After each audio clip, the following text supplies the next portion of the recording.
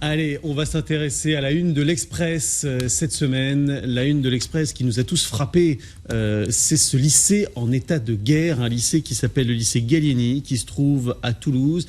Un lycée qui était censé être un lycée emblématique, exemplaire, sauf que là-bas, c'est l'enfer. Un lycée professionnel, il y a de la violence tous les jours, tout le temps. 95% des élèves disent qu'ils ont été victimes de violences. Pour savoir exactement ce qui se passe là-bas, on est en duplex avec l'un des professeurs du lycée Gallieni. C'est Stéphane Dorbe. Merci beaucoup d'être avec nous et de passer ce moment en notre compagnie pour nous dire exactement les scènes que vous vivez au quotidien. Quelles sont les pires choses auxquelles vous ayez assisté, Stéphane Dorbe? Oui, bonjour. Les pires choses auxquelles j'ai assisté. Écoutez, directement, moi-même, j'ai déjà été pris à partie par plusieurs individus. J'ai failli me battre avec l'un d'entre eux il y a 2 ans. J'ai interpellé un autre individu qui fumait un joint derrière la cafétéria. Donc, après l'avoir interpellé fermement, je me suis fait insulter copieusement. J'ai pas réussi à obtenir son identité, mais bon. Après enquête, on a pu le retrouver et puis il a fait l'objet d'une mesure conservatoire. Il n'est plus dans l'établissement, mais croyez-moi, c'est très compliqué d'arriver à le gérer. Bon, ensuite, on a très fréquemment des bagarres générales à coups de chaise qui a vraiment déclenché le mouvement au mois de décembre, après qu'une collègue soit sortie de cette épreuve très diminuée. Voilà, on a aussi des menaces de mort, un élève qui dit à son prof qu'il va revenir avec une arme, ou à partir du moment où une enseignante signifie qu'elle va faire un rapport à un élève, il lui répond que ça vaut un meurtre. Enfin, voilà le genre d'individu auquel on est confronté ici. Surtout que ce sont des individus, Stéphane Dorbe, qui parfois sont armés eux-mêmes. Il y a des tasers, il y a des couteaux, il y a des poings américains qui circulent. Voilà, tout à fait. Alors là, l'anecdote la plus parlante, c'est une enseignante qui a lancé le débat, la discussion avec ses élèves, et ils ont fini par sortir pour une majorité d'entre eux de leur sac effectivement de couteaux, armes blanches essentiellement, poings américains. Alors la plupart disent qu'ils le font qu'ils portent ces armes pour se défendre sur le trajet en venant du lycée et puis au lycée. Mais c'est un fait, oui. Et un collègue récemment, en interpellant un autre individu qui était en train de harceler un élève qui voulait prendre un simple café, sortait sa monnaie, a entendu le bruit très caractéristique du taser derrière lui. Le temps qu'il se retourne, quelqu'un a lancé plante ça, tu vas te faire gauler. Et bon, voilà, c'est parti, on n'a pas pu voir qui c'était. Stéphane Dorbe, qu'est-ce qui explique précisément la situation au lycée Gallieni de Toulouse? Ou est-ce que c'est quelque chose qui est finalement répandu dans l'ensemble des lycées de l'agglomération? Bonjour Rosine Bachelot. Déjà, je suis content que vous m'entendiez, contrairement au ministère. Il y a 2 questions. La première, les raisons, elle est essentielle, et c'est l'essentiel de notre message. Contrairement à ce que sous-entend M. Blanquer en nous changeant la direction ici et en utilisant des mots forts comme laxisme, les causes profondes, elles sont exogènes, quasiment exclusivement. Le recrutement ici, clairement, les affectations, elles sont... c'est un algorithme qui les gère. Donc, en fait, ce qu'il faut bien comprendre, c'est que le recrutement est délirant. Il est hors de toute proportion dans le nombre d'individus qui génèrent des incivilités et de la violence. Vous voulez dire qu'on a en quelque sorte concentré des individus violents dans votre lycée? Oui, tout à fait. C'est un fait. C'est ce qu'on constate sur le terrain tous les jours, et on ne peut y faire face. Il y a une submersion de violences et de problèmes à gérer, et dans le cadre réglementaire qui est le nôtre pour y faire face, c'est impossible. La force doit revenir au droit. Mais comment voulez-vous avoir la force de notre côté?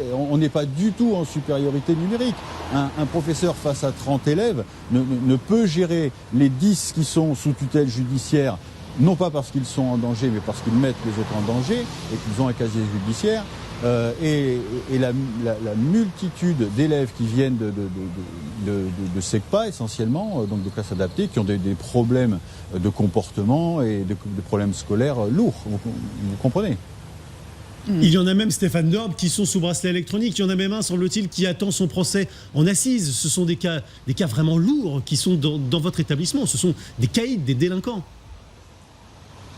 Oui, c'est ça, mais c'est bien ce qu'il faut comprendre là. C'est-à-dire que quand moi, au même titre que mes collègues, j'interpelle un individu parce que le droit, il s'exerce dans cet établissement, et c'est très précisément parce qu'on veut faire appliquer les règles qu'on est exposé à cette violence.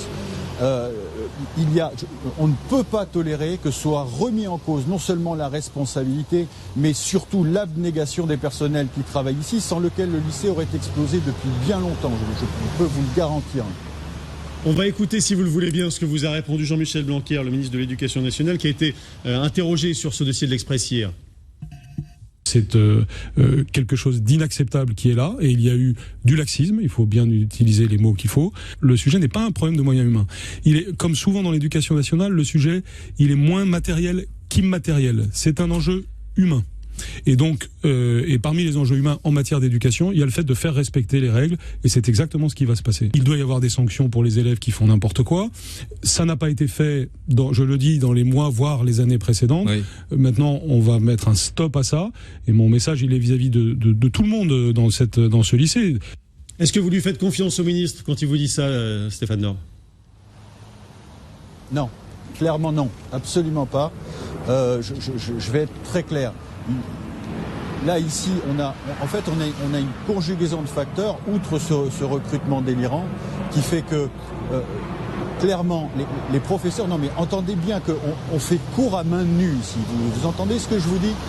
Ici, même les services de police dans les quartiers qui sont entraînés et armés ont du mal à faire face à ce genre d'individus. Comment voulez-vous qu'un professeur... quand bien même aurait-il une autorité naturelle suffisante, puisse y faire face, mais c'est du n'importe quoi. Changer la direction, ça n'a jamais été dans nos revendications. On a toujours fait corps avec cette direction. Cette direction nous a toujours soutenus dans les actions à mener, mais elle est aussi submergée que nous face aux problèmes. On est un établissement scolaire qui n'a absolument aucun statut lié à une quelconque éducation prioritaire, alors qu'on est cerné par des collèges qui sont tous des collèges sensibles, REP, REP+, et qui sont dans la même galère que nous. Il y en a un qui est en grève dès ce matin-là. Il faut arrêter de remettre en cause le fonctionnement interne de l'établissement. À l'impossible, nul n'est tenu. Stéphane Dorbe, Natacha Polony, juste une question. On comprend bien que le problème est aussi en amont. Vous parlez des collèges qui sont avant. Mais du coup, ces élèves qui vous arrivent, ces individus qui sont des délinquants, quelle est leur place et selon vous, comment doit-on les gérer ? Écoutez, Madame Polony, je ne suis qu'un humble professeur. Comment voulez-vous, alors que le gouvernement est incapable d'apporter une réponse à ce problème endémique, que moi, je vous dis ce qu'on peut faire de ces individus. Nous, on ne peut juste, à notre niveau, demander à ce qu'on nous en envoie moins, parce qu'on est là pour faire réussir tous les élèves. Et puis, j'aimerais aussi que, si possible, soit entendu que on est en train de se focaliser sur le droit à l'éducation d'une minorité qui n'est pas là pour profiter de cette éducation, mais pour pérenniser son trafic de drogue. Et on oublie complètement, on occulte complètement les droits aux 85% restants qui sont là pour réussir. Et des belles réussites dans cet établissement, il y en a. Des partenariats avec les industriels, auprès desquels, contrairement à l'opinion, on a une excellente réputation, peut le montrer. Enfin, on est complètement dépité. C'est une gabegie sans nom. Ce lycée a coûté 93 millions d'euros, c'est 3 fois plus que n'importe quel établissement. La région a investi 300 000 euros dans la sécurisation de l'établissement, et cette minorité pourrit absolument tout. Ce qu'on appelle des élèves ne s'élèvent pas, mais rabaissent tout à leur niveau. Merci beaucoup. Merci infiniment, Stéphane Dorbe, pour avoir été en duplex avec nous grâce aux moyens mis en place par nos correspondants et notamment par l'équipe de Pascal Michel. Merci beaucoup Jean-Christophe Cambadélis, qui est au cœur, le nœud du problème dont vient de nous parler Stéphane Dorb, c'est qu'avant il y avait une sélection à l'entrée de ce lycée et qu'on a dit pas de sélection, il faut accueillir tout le monde, y compris certaines personnes des quartiers autour qui sont pas forcément les beaux quartiers de Toulouse, et ça aboutit à cette situation-là. Est-ce qu'on n'est pas ici, pour dire les choses clairement, dans une conséquence d'un égalitarisme forcené à l'éducation nationale ? Non, je pense pas. D'abord, le témoignage est un témoignage extrêmement fort de quelqu'un qui a en tête les élèves dans leur ensemble et de faire en sorte qu'ils réussissent et qu'ils voient son travail acharné gâché par une minorité. Il a décrit le phénomène. Je ne suis pas en désaccord avec ce qu'a dit d'ailleurs le ministre. On voit les chiffres, juste pendant que vous parlez. Il y a environ 1000 élèves, il y a 120 enseignants, 5 surveillants. Cette minorité dont vous parlez, c'est quand même une minorité forte. Il y a entre 100 et 200 élèves qui sont présentés comme des caïds, pratiquement 20% de l'établissement. Alors donc là, nous sommes confrontés à un problème qui est le fait que des préadolescents ou des adolescents sous le coup de la justice sont concentrés dans un seul... 80 élèves en suivi judiciaire. Bon, enfin, c'est invraisemblable. Oui. Là, je suis désolé. C'est pas le ministre, c'est pas l'école, c'est que fait le rectorat. Qu'est-ce qui se passe? Le rectorat, il dépend du ministère, hein. Mais c'est lui qui est en première ligne. Il y a là, on concentre tous ces jeunes au même endroit, dans une époque qui est quand même d'une rare violence symbolique ou réelle. C'est normal que ça explose. Le rectorat, il dit, on comprend le ressenti des professeurs. Non, mais enfin, franchement, quelle injure. On rêve, vous êtes d'accord? C'est à eux de prendre en main les choses. Oui, il y a du laxisme, mais il faudrait dire encore où il a lieu. Oui, il y a du laxisme parce que il y a une situation qui s'est imposée qu'on n'a pas pris en compte. Et on ne peut pas mettre ça sur le dos des enseignants ou de la direction du lycée. Mais peut-être du ministre. Enfin, ou d'un système et de l'administration. C'est-à-dire que quand on en arrive à un cas comme ça, c'est qu'il y a une conjonction de facteurs. D'abord, en effet, la question de la sélection dans un établissement, elle est absolument cruciale. Si vous faites, quand on a une ségrégation urbaine, si vous imposez un recrutement uniquement sur le quartier, pardon, mais vous concentrez les difficultés. Et là, on est dans un établissement qui est un lycée professionnel, c'est-à-dire que ce sont des élèves trop souvent qui sont mis là par défaut, parce que avant le travail n'a pas été fait de valoriser l'enseignement professionnel, d'expliquer qu'il y avait des réussites, de faire en sorte que les meilleurs aient envie d'aller dans ce genre de filière. Donc on concentre toutes les difficultés. Et autre point, il y a aussi souvent les questions, et il en est question dans l'article de l'Express, de l'architecture des établissements scolaires. C'est-à-dire qu'on a eu tendance, dans la construction des établissements scolaires, à tirer les conséquences des thèses de Michel Foucault sur l'ouverture des murs, le fait qu'il fallait arrêter de surveiller et punir.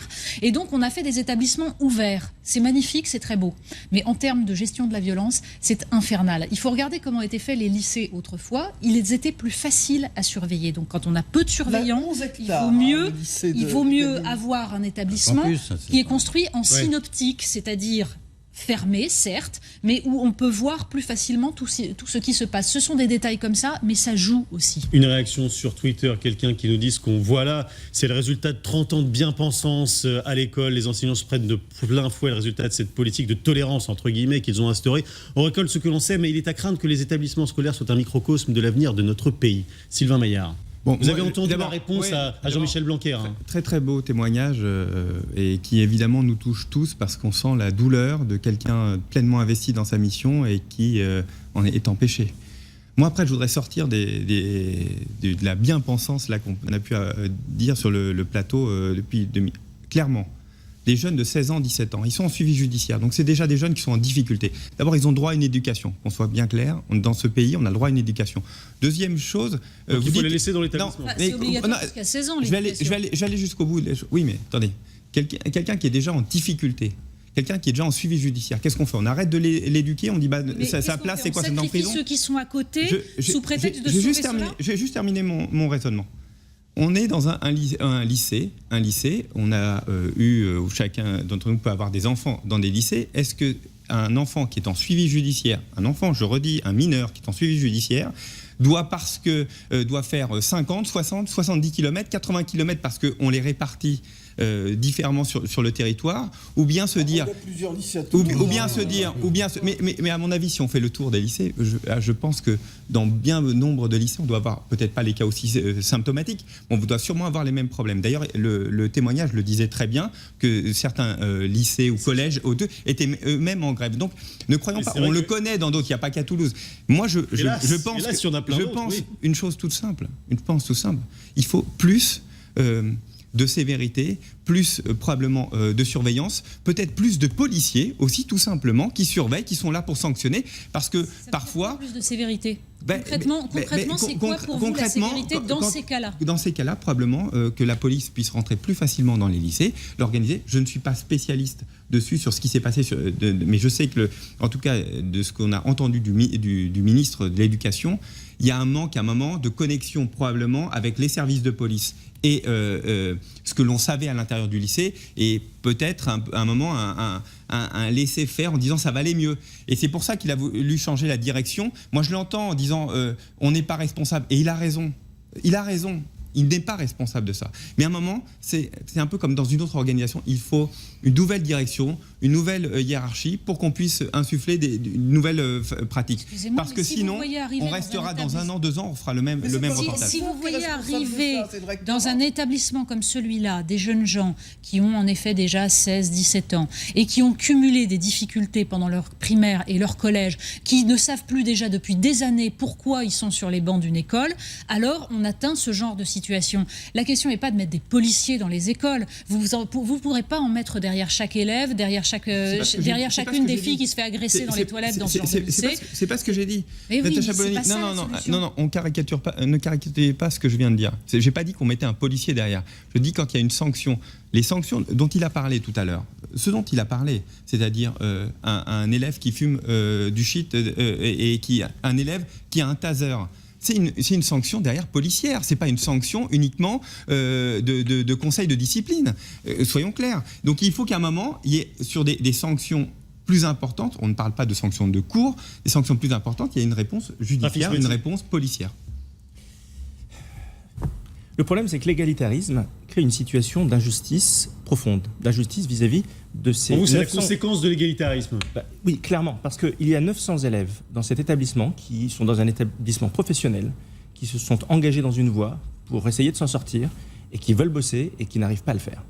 À côté de ça, nous avons des professeurs qui manifestement ne sont pas les plus mauvais professeurs. On a un lycée qui n'est pas un lycée qui est sous-doté en termes de moyens. Donc nous sommes clairement dans une impasse. Et évidemment, le problème ne vient pas du lycée. Et il ne vient pas des professeurs. Et l'équipe de choc qui va être envoyée par le gouvernement va peut-être régler une situation au niveau local, mais elle ne réglera pas le problème de fond, parce que le problème... Il faut de la sélection, voilà, c'est tout. Non, mais plus généralement, Julien Arnaud, le problème des caïds... plus généralement, le problème des caïds qui font régner la loi, c'est valable dans des lycées, c'est valable dans des collèges, c'est valable dans des quartiers. Donc ce qui est en jeu aujourd'hui, c'est un regard sur la notion d'ordre républicain au sens large.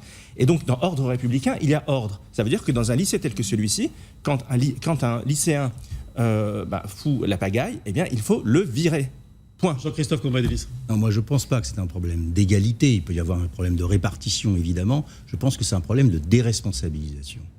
Personne s'en occupe. S'il n'y avait pas eu l'Express, personne s'en serait occupé aujourd'hui. Bon, on a laissé faire. Et c'est la faute à pas de chance.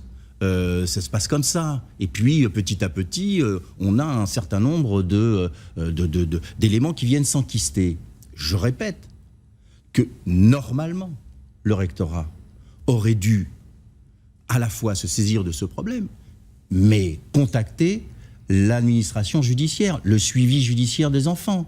Parce que ces jeunes gens, ils ne sont pas là comme ça. Ils sont dans un suivi, puisque certains d'entre eux ont un bracelet électronique.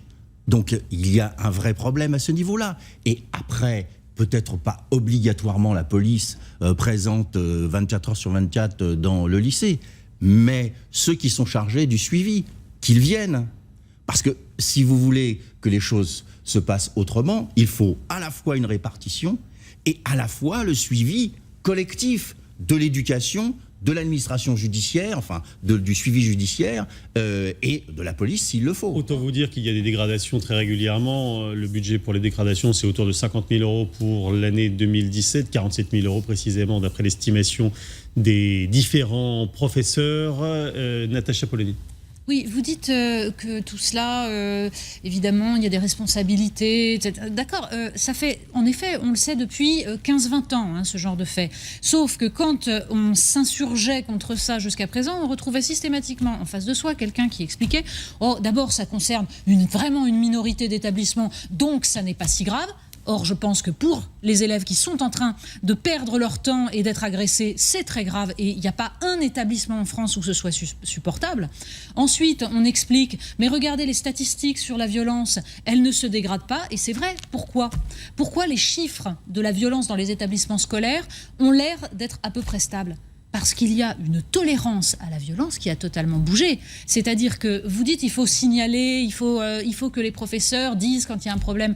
D'accord, mais ce serait toutes les 30 secondes. Ils supportent des choses qu'on n'aurait pas supportées il y a 30 ans. Non, parce que les relations... Ça, c'est pas vrai. C'est pas vrai. Si, dans les lycées, il y a 30 ans, on venait avec des coups de poing américains, on venait avec des matraques, et on venait avec des... C'est pas vrai, il faut pas dire. Faut pas dire ça. Des professeurs faut pas dire ça, parce qu'on n'est plus capable de faire un diagnostic. Avant, c'était mieux. Aujourd'hui, ça ne l'est pas. La question n'est pas de ce type de raisonnement ne nous permet pas d'aborder les problèmes. Donc, il n'y a pas de problème spécifique. J'ai le premier à l'avoir dit. Écoutez les professeurs, ils vous disent qu'il y a une tension permanente qui n'est pas seulement dans la violence, dans les coups, c'est aussi dans les rapports avec les élèves. Or ça se prépare en amont, ça se prépare avant, ça se prépare à l'école primaire et au collège dans l'autorité dont le professeur peut faire montre face aux élèves. Et ça nécessite que toute l'institution l'autorise à faire preuve d'autorité. Vous parliez des tasers, mais là, par exemple, le professeur vous dit que les tasers ont disparu immédiatement. C'est interdit de fouiller les élèves, c'est interdit de fouiller leur cartable. Donc, ils peuvent avoir tout ce qu'ils veulent. Le professeur n'a aucun moyen. Donc, il faut qu'il fasse quoi ? Qu'il fasse rentrer des flics. Mais c'est infernal. Mais pourquoi c'est infernal ? Pourquoi y a-t-il dans cette République des zones de non-droit où les policiers n'ont pas le droit d'entrer ? Oui, les mais c'est possible. Mais Roselyne Bachelot, c'est possible. Mais je réponds à Natacha Polony. La police n'avait pas le droit d'entrer. J'estime que quand j'ai eu le cas, il n'y a pas si longtemps, d'un professeur en école primaire qui se fait casser le bras par un parent d'élève. Ça, on est d'accord. Et il y a un conseil des professeurs pour savoir est-ce qu'il faut porter plainte. Non mais vous vous rendez compte ? C'est-à-dire qu'à un moment, mais je vais dans votre sens, c'est-à-dire qu'à un moment, il y a une tolérance par rapport à la violence qui est juste insupportable. Donc moi je dis tout simplement, dans ce cas, le cas du taser, c'est pas normal que les policiers ne soient pas rentrés parce que c'est leur rôle de venir, parce que ce taser, il met en danger, au-delà de il met en danger les autres élèves, les professeurs. C'est insupportable et on ne l'accepterait pas s'il était en dehors du lycée. Pourquoi on l'accepterait dans le lycée ? Majoritairement entre élèves, avant d'être des violences contre les professeurs. Cette violence, elle existe aussi dans la cité à côté, elle existe dans la ville. On la retrouve partout. C'est cette violence qui à un moment, on espérait, on pensait que dans l'école c'était un sanctuaire. Ça ne l'est plus et depuis bien longtemps. Est-ce que je peux donner un chiffre ? J'ai regardé les pourcentages de réussite au bac dans l'académie de Toulouse et dans le lycée Gallieni. 69% de réussite en terminale, 93% dans l'académie de Toulouse. Parce que c'est quand même ça. C'est que les jeunes qui sont là-dedans, ils ont perdu pratiquement 25% de chances d'avoir leur baccalauréat. Et qu'on a quand même créé là un système inégalitaire qui est absolument intolérable. Au-delà de la violence, il y a une violence, il y a de la violence physique, il y a une violence sociale. Il va falloir employer des moyens, mais en cognant sur la table, c'est pas possible. C'est ce que propose d'ailleurs l'un des internautes qui nous regarde, qui dit qu'il faut carrément fermer ce lycée pour faire le grand ménage, que les politiques assument et ferment pour quelques mots, il faut arrêter de parler correct et prendre des mesures drastiques. Rafik Smati, c'est vrai que ceux qui veulent y arriver, ceux qui veulent réussir, il faut lire les témoignages, ils rasent les murs, on leur dit surtout ne répondez pas aux provocations, surtout habillez-vous de la façon la plus anonyme possible. Les filles vont ensemble aux toilettes pour pas risquer de se faire agresser. Il y a un code sur les toilettes des femmes et comme évidemment les garçons connaissent le code, ils vont dans les toilettes agresser les filles. Enfin, c'est invraisemblable. C'est insupportable. Nous sommes dans un beau projet qui s'appelle la République française et qu'il y ait un seul endroit dans la République française dans laquelle nous nous sommes battus, nous avons fait des révolutions pour en arriver là, Pour en arriver à ce type de situation, c'est absolument incompréhensible. C'est les lycées, les collèges, les cités, ce sont aussi les hôpitaux. L'ordre républicain, aujourd'hui, est en train de se craqueler de partout. On l'a vu cette semaine encore dans les prisons. Donc, alors, par chance, si je puis dire, dans sa malchance, un coup de projecteur est mis aujourd'hui sur ce lycée et la situation sera probablement réglée dans ce lycée. En tous les cas, je l'espère. Ou en tous les cas, ça serait vu les projecteurs qu'il y a. Si la situation n'est pas réglée, c'est extrêmement grave. Mais ce qui m'inquiète par-dessus tout, c'est toutes les zones de non-droit, avec toutes ces centaines de caïds qui font la loi partout en France aujourd'hui, dont on ne parle pas, et qui sont en train de faire leur job paisiblement et en toute impunité. Est-ce qu'il y a beaucoup d'autres endroits comme cela, Natacha Polony ? Il y en a dans le sens où il y en a d'abord. Oui, bien sûr. Il y a, et alors, il faut bien rappeler, c'est un lycée professionnel. Et il y a une spécificité de l'enseignement professionnel, c'est qu'hélas, il est totalement dévalorisé, que les filières courtes sont aujourd'hui méprisées et que donc on y met des gens par défaut. Donc il y a un problème spécifique à régler là-dessus pour revaloriser l'enseignement professionnel, pour faire prendre conscience, par exemple aux parents, que ce sont des filières de réussite et que les bons élèves peuvent y aller. Mais pour ça, il faut en effet que leur sécurité soit garantie et que la possibilité pour eux de travailler soit garantie. Donc rappelons aussi une chose, l'école est obligatoire en France jusqu'à 16 ans. D'accord ? Ça veut dire une chose. Ça veut dire que quand un individu prouve qu'il n'est absolument pas là pour travailler, pour progresser, pour apprendre, eh bien, il n'a pas sa place là. Et simple, je dis ça pourquoi ? Parce qu'aujourd'hui, quand vous avez un élève qui met à feu et à sang un collège, par exemple, il appartient au principal du collège de trouver, s'il est exclu de l'établissement, un autre établissement. Donc, ça se passe comment ? Le principal appelle des collègues, dit j'ai un type, je ne sais plus quoi en faire. Ah ben moi j'en ai un autre, on se les échange. Voilà. Parce que c'est le principal qui doit le faire. Imaginez simplement une mesure qui consisterait à dire aux parents, écoutez, on est désolé, mais c'est à vous de trouver un nouvel établissement à votre enfant. Voilà, on vous a prévenu plusieurs fois qu'il y avait un problème, etc. Maintenant, il va se trouver un établissement, il va aller rencontrer des principaux pour essayer de les convaincre de le prendre. Vous imaginez le changement tout simplement de mentalité. On en est aujourd'hui à supplier des élèves de venir à l'école parce qu'on pense que c'est catastrophique. Je peux presque souscrire à ce que vous venez de dire, mais la réalité des choses, c'est que la plupart des jeunes qui sont dans cette situation-là, les parents sont dépassés depuis bien longtemps. Et donc, évidemment que les parents ne s'en occuperont pas. Et c'est pour ça que le suivi a été repris par les principales de lycées ou de collèges, parce que justement, les parents souvent étaient démissionnaires. On va aller plus loin, mais la réalité des choses, c'est souvent ça. Donc, moi, j'entends ce que vous dites. Au fond, profondément, ce que nous voulons porter, on va faire une réforme importante de la formation professionnelle, de l'apprentissage. Nous sommes en train de travailler sur les lycées professionnels parce qu'il faut vraiment travailler dessus. Et dessus, vous avez raison, l'état d'esprit doit changer. Juste dans ce lycée, juste qu'on soit bien d'accord, il y a des BTS aussi dedans. Oui. Donc c'est-à-dire qu'il y a des élèves majeurs et post-bac avec des filières de réussite et qui sont, comme l'a dit d'ailleurs très bien le professeur, qui sont assez reconnus dans la filière. Donc il n'y a pas que, c'est pas un lycée qui concentre l'échec, loin s'en faut. C'est une minorité sur laquelle il faut travailler, mais tout simplement, moi je le redis, il faut que aussi la police rentre et soit plus... Mais oui, mais si vous les foutez dehors, qu'est-ce que vous en faites quoi ? Les autres qui veulent travailler dans les prisons. J'étais dans des prisons, j'étais à Poissy il y a quelques jours. À un moment, il faut que nous ayons aussi, au lieu de dire c'est la faute du recteur, c'est la faute du ministre, c'est la faute en fait, c'est la faute de personne, quelque part. C'est-à-dire qu'on se défausse sur l'État. La réalité des choses, c'est qu'il faut monter dans l'éducation. On ne pourra s'en sortir que si ces jeunes-là, on arrive à leur... Et c'est difficile, je ne dis pas que c'est simple, mais partir de l'idée que c'est terminé à 16 ans, que c'est terminé, que leur vie est terminée et que finalement ils sont bons à rien, vous savez quoi ? Ces problèmes qu'on a dans les lycées, on les aura ailleurs, dans la société, dans d'autres endroits. Il faut apporter de l'éducation sans être angélique, et c'est pour ça que je propose les policiers. Mais avec des structures adaptées, dans des filières différentes. Vous êtes un peu dans le dogme, c'est-à-dire que si le fait de les garder absolument dans les établissements, en gros de faire de la garderie, met en péril 90% de ces jeunes qui peuvent arriver à quelque chose et qui ont décidé de se battre pour ça, c'est que notre modèle ne fonctionne pas. Alors oui, je préfère qu'il soit à l'extérieur, sous l'autorité, non pas d'un chef d'établissement qui n'a pas de pouvoir, mais des autorités de police et de justice, qu'il faut renforcer par ailleurs, et là, le modèle sera plus cohérent. Et oui, je suis d'accord avec l'idée. Je suis d'accord avec l'idée. Les enfants. Et puis, c'est des métiers totalement différents. Et je suis d'accord avec l'idée. Je suis pas d'accord, Dimajo. Non, mais il faut mettre les parents devant leurs responsabilités. C'est essentiel. Et c'est essentiel. Il faut créer une situation de clash. Il faut que le parent soit responsable, et en particulier quand son enfant est mineur, de l'affectation, notamment dans un nouveau collège. C'est indispensable. Aujourd'hui, nous avons tout déresponsabilisé. Le parent considère que l'école, comme le médecin, ce sont des prestataires de services. Il faut réinverser. Il y a dans l'ordre républicain une autorité qui est l'autorité du maître. Être à l'école, c'est un honneur. Ce n'est pas un droit. Et donc, il faut que nous soyons tous conscients de ça.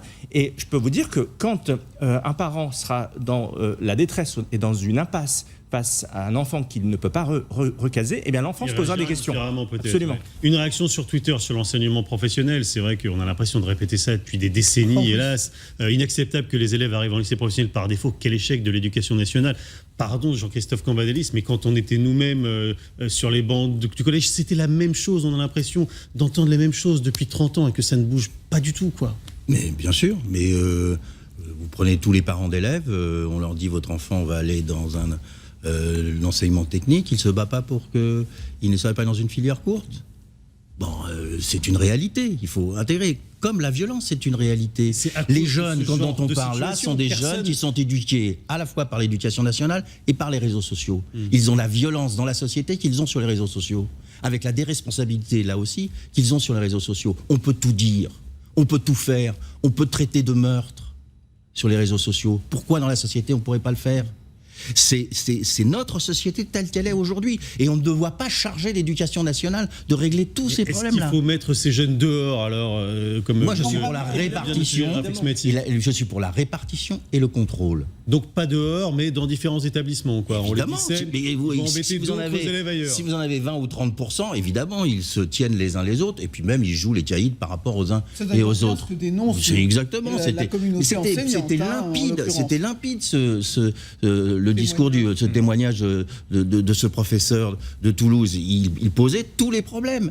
Il disait, voilà, on est entouré de collèges qui sont eux-mêmes en difficulté, et c'est le déversoir dans le lycée technique, et donc on ne peut plus faire face. Bon, donc, ça ne règle pas tous les problèmes de la société et tous les bahuts en France. Mais là, on a un problème spécifique, pas compliqué, de s'en charger et de le régler. Et puis après, d'aborder d'autres problèmes qui sont ceux de la violence endémique, de la violence symbolique, du rapport à l'autorité qui est exercé dans les établissements par les enseignants, mais qui est contrebattu par la manière dont les jeunes s'estiment individus par rapport à la société. Ça, c'est un vaste problème. Et ce sont eux qui décident, au fond, que les lycées deviennent des zones de non-droit. C'est le sens de ce que nous dit, en tout cas, cet internaute. Cessons de parler de zones de non-droit. Admettons que l'on est face à des populations qui rejettent purement et simplement le droit. Natacha. Oui, mais encore une fois, le rapport au droit et le rapport à l'autorité, il s'apprend très tôt. Et c'est donc dès la maternelle, dès le CP, qu'on construit ce qu'on appelle un élève. Ça ne vient pas spontanément de savoir ce que c'est qu'un élève dans son rapport au maître. Mais pardon, ça fait maintenant 20 ou 30 ans qu'on entend des discours dans la formation des professeurs qui petit à petit affaiblit leur autorité. Moi-même, quand je suis passée par un IUFM, on m'a expliqué vous avez autant à apprendre de vos élèves que vos élèves de vous, et ce genre de discours qui en fait fausse totalement le rapport. Et donc, on a des professeurs... C'est encore le cas aujourd'hui dans les SP qui sont les remplaçants des IUFM. Bien sûr, ce sont les mêmes qui font les formations. C'était ceux qui étaient dans les IUFM. On a reconstruit les IUFM. Ça ne change pas. Ce genre de discours qui, en soi, quand on y réfléchit, est très sympathique. Oui, ça forme le professeur, ce rapport avec les jeunes. D'accord. Ça sape totalement l'idée qu'a le professeur de sa mission, qui est qu'il doit exercer une autorité pour instituer les élèves, pour les élever. Et pour ça, il doit être impitoyable dans le respect de la discipline. Et ça commence tôt. Et si vous arrivez à construire ça, et si vous arrivez à lutter contre l'échec qui vient très très tôt, on a vu les statistiques sur la lecture, c'est dès le CM1 qu'on voit des échecs monstrueux en France sur la lecture. Si vous arrivez à lutter contre ça, vous pouvez peut-être éviter que 25% des élèves arrivent en 6e en ne sachant pas lire, en ne sachant pas compter. Et du coup, vous évitez qu'ils se demandent ce qu'ils foutent là et qu'ils deviennent dingues, parce que c'est ça aussi la violence. Elle vient du fait qu'on n'a pas fait en sorte que ces enfants comprennent ce que va leur apporter le savoir. Donc c'est tout un discours de la société, c'est un discours de l'institution sur le rôle des professeurs, sur leur mission et sur la capacité qu'ils ont à dire aux parents, écoutez, je suis là pour ça, pour exercer mon autorité. Et dans ma classe, c'est moi qui exerce l'autorité. Et c'est moi qui sais ce qui est bon pour votre enfant. Il faut réformer la formation des maîtres, Sylvain Maillard. Moi, tous les mots là que vient de dire Natacha Polony, j'y souscris. Je pense que vous avez tout à fait raison, et c'est pour ça aussi que dès le début de notre arrivée, nous avons voulu dédoubler les classes, parce que tout se joue au primaire, au bas du primaire, CP, CE1, et probablement à la maternelle. Moi, je pense que c'est fondamental qu'on rétablisse, que l'enseignant soit beaucoup plus, évidemment, mieux formé. On se rend bien compte. Il y a un problème là. Il y a un vrai problème de formation, il y a un vrai problème de paupérisation du métier d'enseignant, avec une population qui est, moi je pense, profondément pas assez formée, pas assez évolutive, mal payée. Mais quand vous payez mal, vous avez aussi évidemment moins de personnes qui veulent exercer ce métier, mais qui sont aussi pas assez suivies. On a un problème aussi de suivi un rectorat qui n'est pas assez présent auprès pour sanctionner. Nous sommes dans une société de droit et de devoir. On n'exerce pas assez le droit, pas assez le devoir. Il y a aussi tout ça à rétablir et une culture à refaire dans notre éducation primaire et maternelle. Et ça relance un vieux débat sur la responsabilisation des parents. On vient de le voir. Il y a quelqu'un qui suggère, par exemple, de supprimer certains droits aux parents, certaines allocations aussi, j'imagine. Les premiers éducateurs sont les parents, nous dit Domicicle. S'ils n'assurent pas leur devoir, il faut supprimer leurs droits. Voilà, vous restez avec nous. La République LCI revient dans quelques instants.